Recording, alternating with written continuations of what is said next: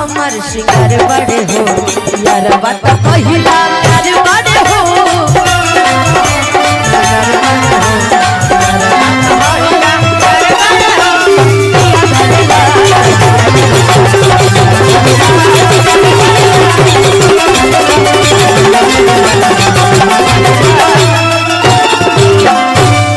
हर जन गीत से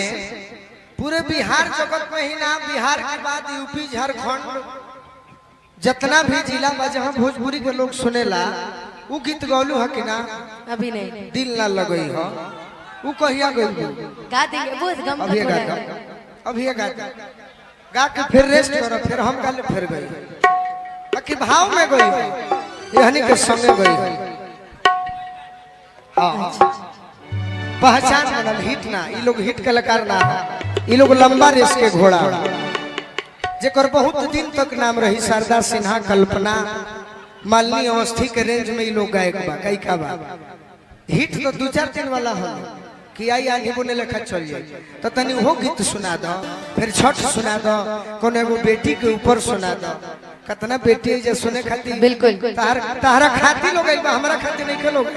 आपके लिए भी पहले ही पिछले बार थाक चुकल बा कि नजारा न तोरता हर नजरिया का होई रे भूल गइलू तू ही ना उमरिया का होई रे कि भूल गइलू तू ही ना उमरिया का होई रे कि जिंदगी अर्थी उम्र है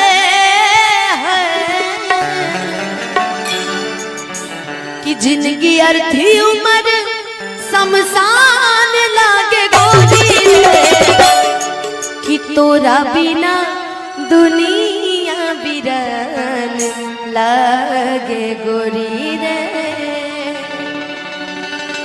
हो हमरा प्यार के बदला में बोला का दिले बाड़ू हो अनुपमा जी पीछे के गार्जियन लोग के आदेश बा कि एगो तहर गाना बड़ा हिट भई रहे लागे सैया के बेलन रोटी खइलू ए जा हां वो भी गा रहे का खेसारी लाल जी के संगे उगा के तो फेरी गा दी हो अब फिर तू रेस्ट करी हो फिर तारा के अभी इस गाना के बाद वो गाना अच्छा मूड बनल बा तो गा कि दिल ना लगई हां अरे फेरू जानी आई हां कि दिल ना लगई हां अरे फेरू जानी आई हां अब जा जा जा जा भूल गई हां अब जा जा जा जा जा जा भूल गई हां कि दिल ना लगई हां फेरू जानी आई हां कि दिल ना लगई हां फेरू जानी आई हां अब जा जा जा जा